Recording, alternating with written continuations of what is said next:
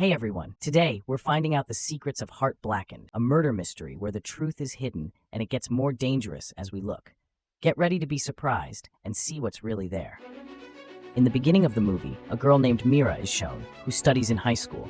She peeks inside a room where a singer named Yvonne is doing her makeup.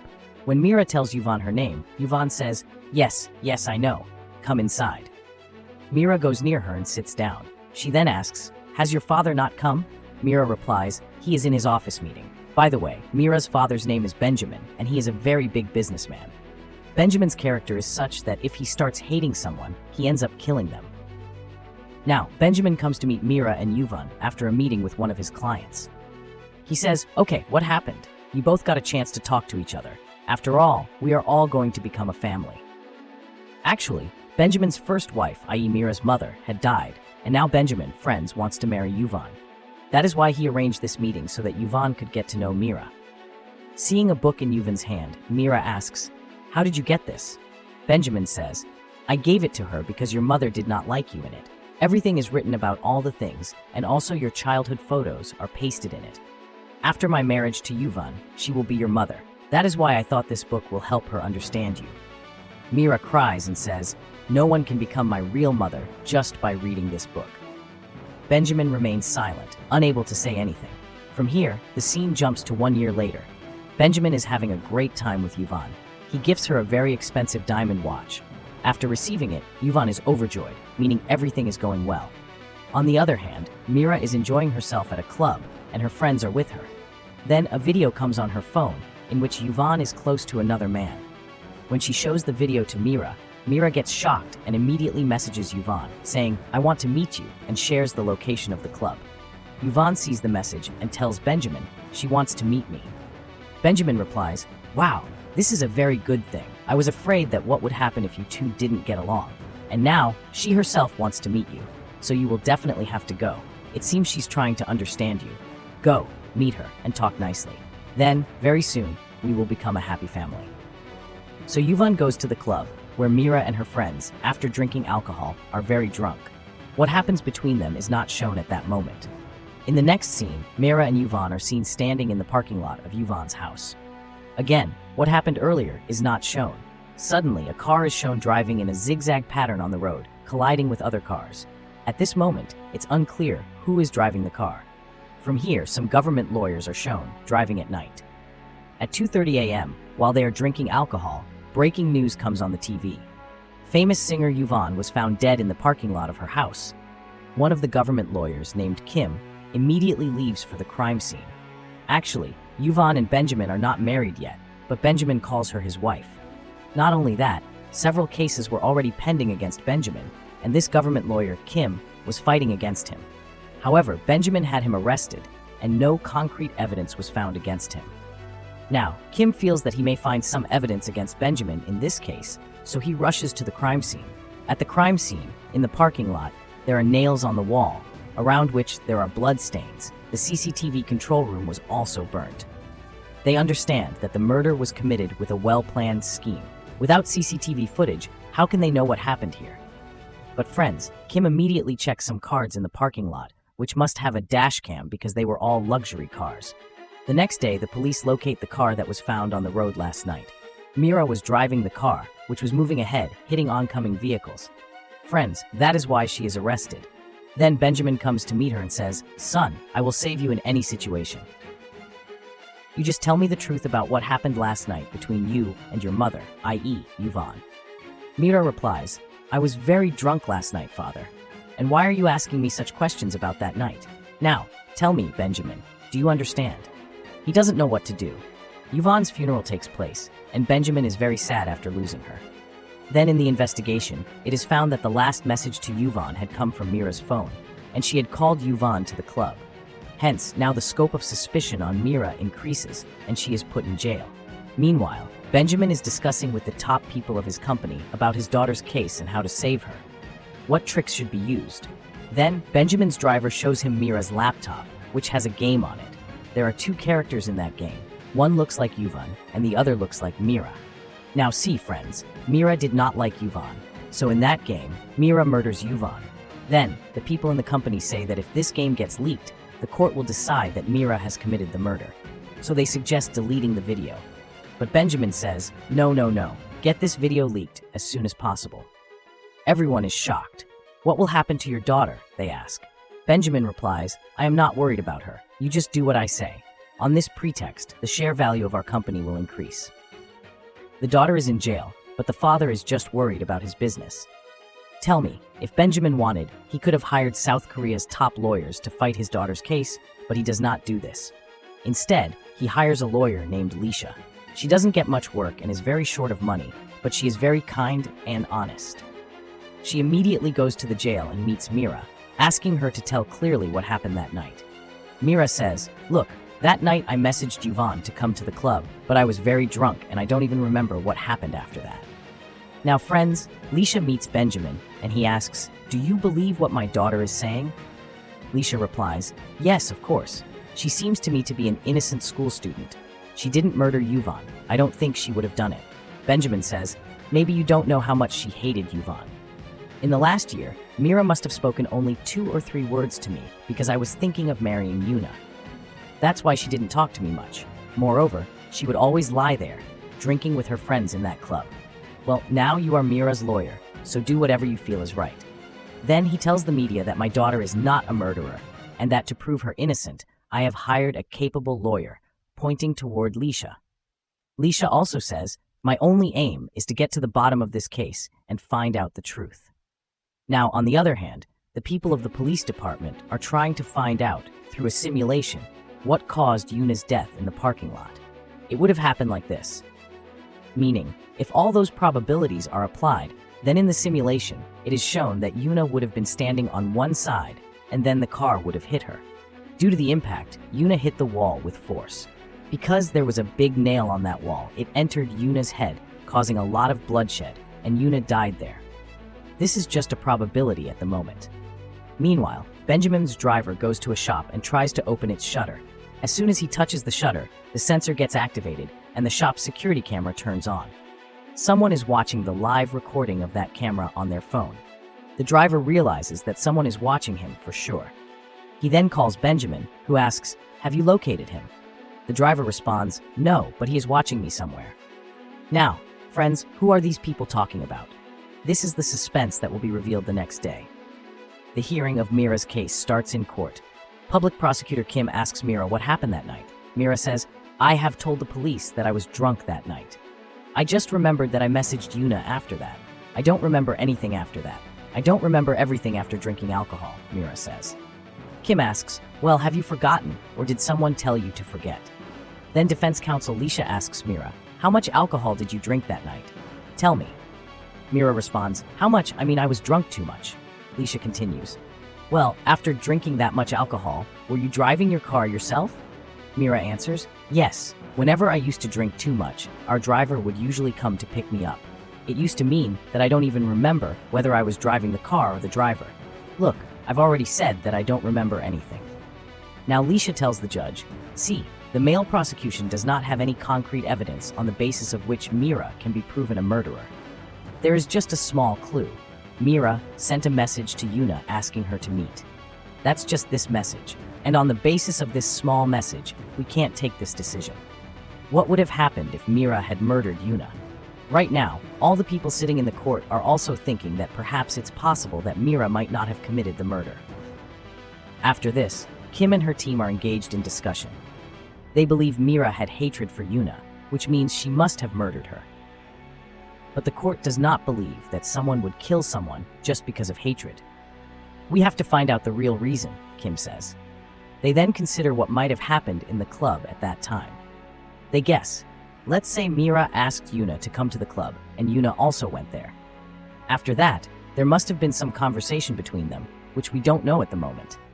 Then Yuna went back to her house, but Mira also followed her and called Yuna. After that, Mira and Yuna met in the parking lot of Yuna's house, and there, Mira must have had an accident with Yuna's car. But Mira must have had some strong motive behind killing her, and that motive is something we still need to find out. A member of Kim's team adds, according to the information I got, there was a lot of fighting between Mira and Yuna in the club, and the bespectacled witness to it is a friend of Mira. So, we will have to present that friend in court. The next day in court, Mira's friend testifies that yes, that night, Yuna and Mira were talking in the washroom of the club.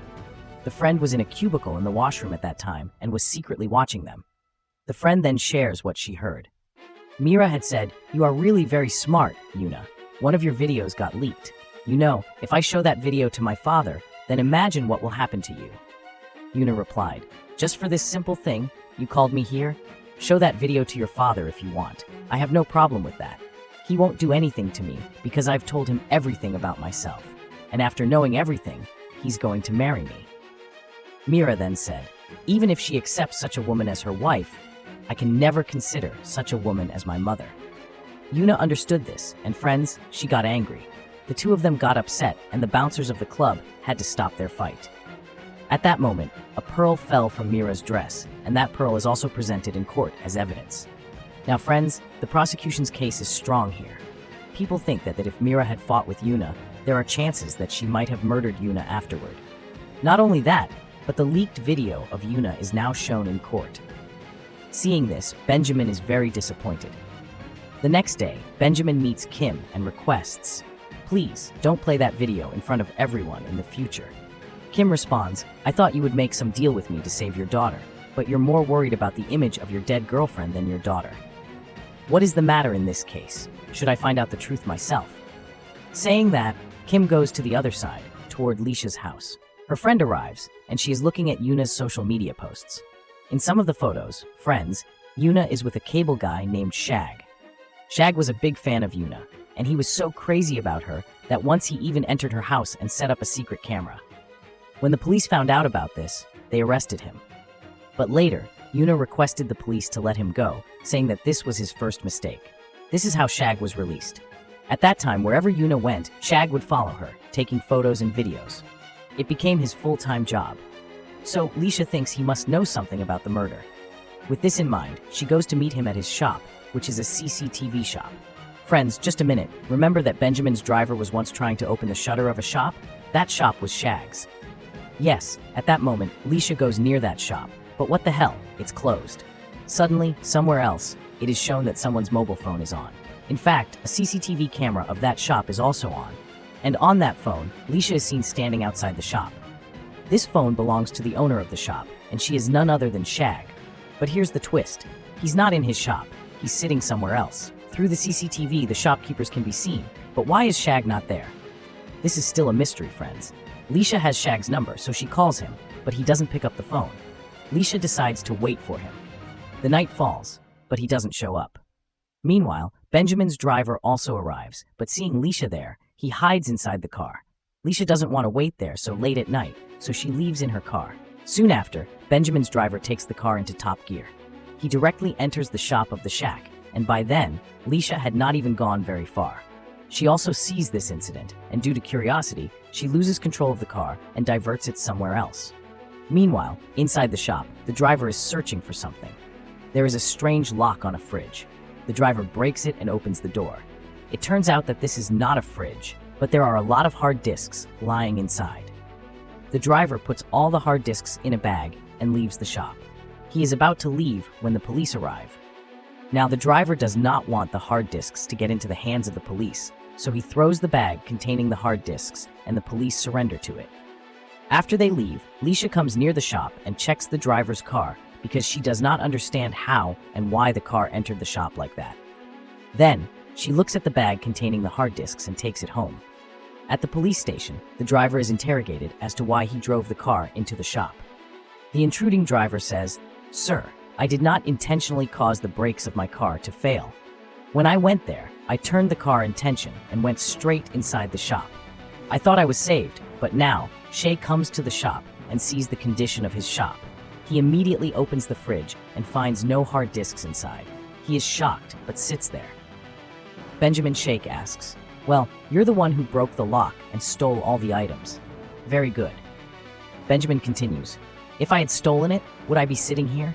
I don't know what items of yours have been stolen, but I know that you have the footage in which Yuna was murdered. The control room near the parking lot of her house was burned down. I know that you did all this, but I just want the footage in which Yuna's murder was recorded. I'll give you the demanded amount in exchange for this." On the other hand, Leisha and her friends start playing those hard disks one by one, which contain only Yuna's videos. Sheikh had recorded on a hard disk, friends. There is also a video of the parking lot from the day of the murder, but it does not contain the footage of the murder. Here Shag and Benjamin go to Yuna's house. Shay says, "Okay, I am ready to help you, but I have some conditions." Saying this, he enjoys lying on Yuna's bed and then lifts Yuna's dress. He continues, "Yuna had one last album which has not been released yet. That album is the only one. I will listen to it, but you will not release her. If you agree to this condition, then tell me." Benjamin replies, "I am ready to accept all your conditions. I just want that footage of the murder." Shay says, "I am ready to give my life for Yuna. I am such a big fan of hers. I will not leave the person who murdered her like this." And then he walks away. Benjamin starts getting irritated. The hearing of the case continues for many days, but the footage of the murder remains elusive. Tracing the murderer proves to be very difficult. In the meantime, one day, Benjamin sends a letter to Leisha saying, "I have to go to Thailand for some important work and will return in 4 or 5 days."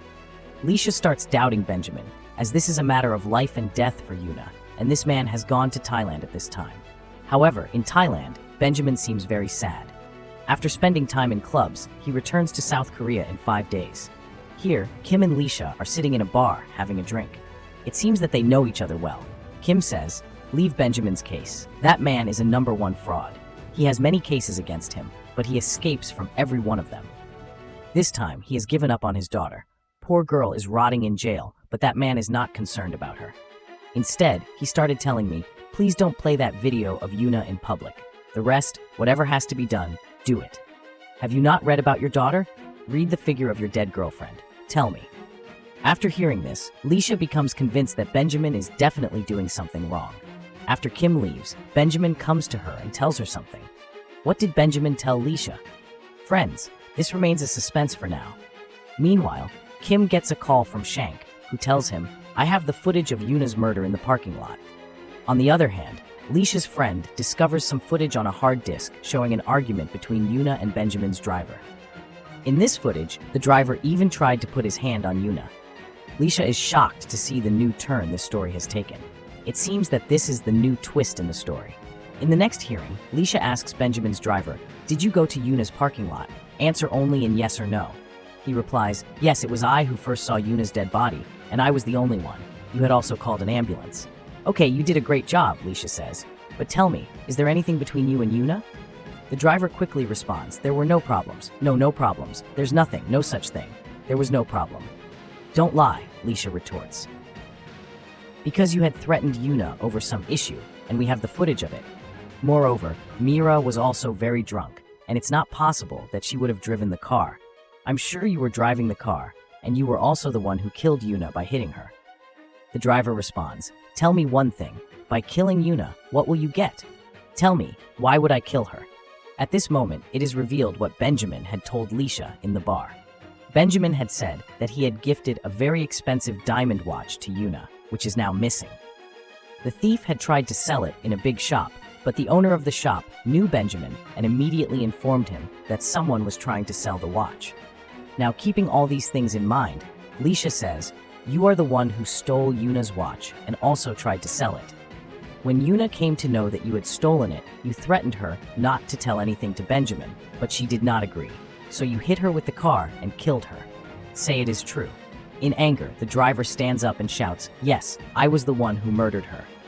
Just then, the judge is about to decide that the driver should be punished, but then Kim stands up and says, "In this country, we have seen many such cases where powerful people make the driver a scapegoat to save a murderer from their family.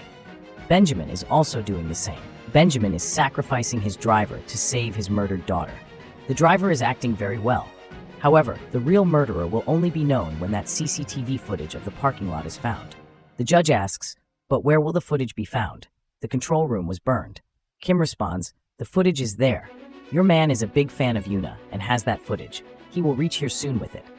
Actually, friends, it's Shag, the fan, who is currently bringing the footage. The driver and Benjamin get shocked upon hearing this. Now, they will have to wait until Shag arrives.